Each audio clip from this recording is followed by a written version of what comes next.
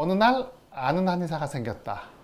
안녕하세요. 아는 한의사 제한입니다. 여성들의 경우에 피임을 목적으로 하거나 또는 놀러 가시거나 여름 휴가 또는 생리를 미뤄야 될 부득이한 날들이 있잖아요. 이럴 경우에서 가볍게 약국에 가서 피임약을 복용하게 되시는 경우 많아요. 보통 한두 번 정도 다 있으시죠?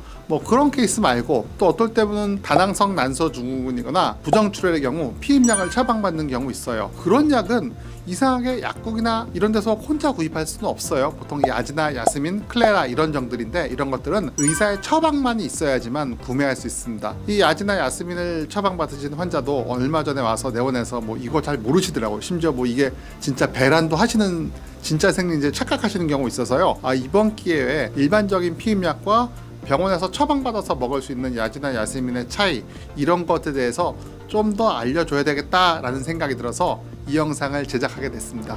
피임약 중에서 시중에 유통되고 있는 약은 2세대나 3세대 약이 대부분인데요. 여러분이 그냥 처방전 없이 쉽게 구할 수 있습니다.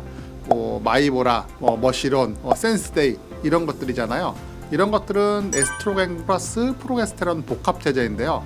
여러분이 2세대 또는 3세대, 4세대 에서 이제 에스트로겐과 프로게스테론 복합제제에서 그 앞에 에스트로겐은 에티닐 에스타디올이라고 성분이 다 똑같아요. 2세대 약이든 3세대 약이든 4세대 약이거든요. 보통 그 용량만 0.02ml에서 0.03ml로 좀 부드러운 거는 0.02ml, 좀 강력한 거는 0.03ml를 의미합니다. 보통 2세대, 3세대, 4세대를 구별하는 가장 중요한 차이점은 뒤에 있는 프로게스테론, 합성 프로게스테론의 차이가 되는데요. 이 차이에 의해서 여러분 2세대와 3세대, 4세대 피임약이 갈라지게 되는 겁니다.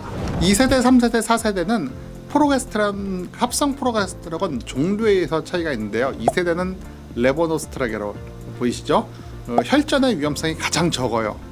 부작용 중에서 혈전의 위험성이 가장 좋고 안전한데 약점이 있습니다. 얘는 남성 호르몬 영향을 꽤 많이 받아요. 그래서 오심, 구역질, 구토감 뿐만 아니라 담호증이라든지 몸에 털이 나는 담호증도 있겠고 여드름도 되게 많이 나오고 실은 붓기도 많이 생겨요. 이런 것만 없다면은 실은 투여했을 때 2세대가 가장 안전하게 되겠죠.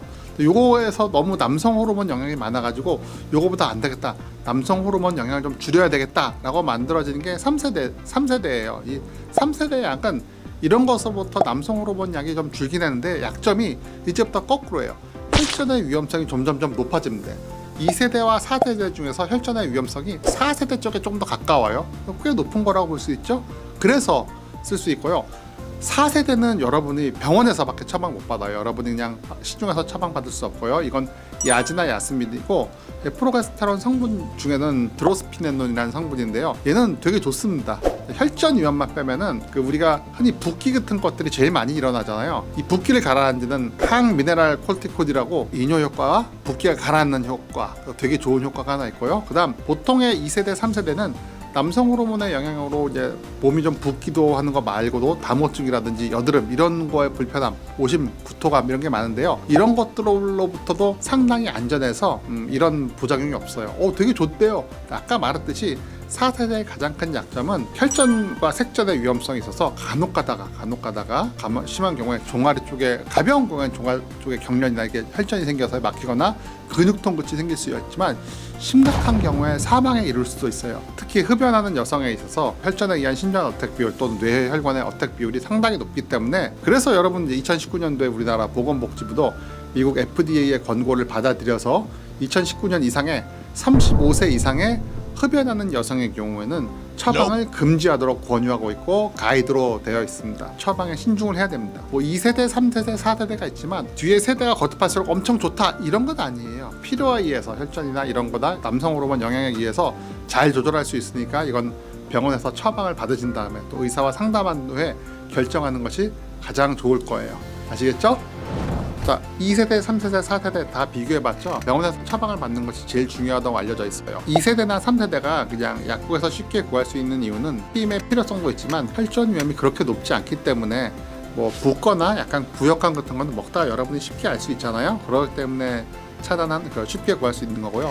4세대부터는 병원에서 굳이 처방을 한 원인은 간이 안 좋다든지 여러 가지 대사 질환이 있다든지 혈전이 잘 생기는 체질이라든지 문제가 있다든 또 고지혈증이 있다든지 여러 가지 의사의 판단이 있는 경우에는 그 야제나 야세민을 투여하지 잘 않습니다. 이런 경우를 체크해야 되기 때문에 병원에서만 처방하는 걸 원칙으로 삼아요. 여러분들이 피임약을 쓸 때 가볍게 2세대, 3세대의 약을 쓰는 것도 좋지만 금연이 꼭 필수입니다. 또 혈관에 대한 기저질환이라든지 내가 보통 사람과 조금 다른 것 같아 이런 게 느껴지신다면 웬만하면은 병원에 방문하셔서 의사와 상담 후에 경구 피임약을 선택하는 게 제일 중요합니다. 아시겠죠?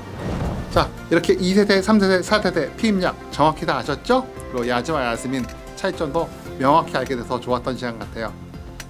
안녕. 구독과 좋아요도 눌러주세요.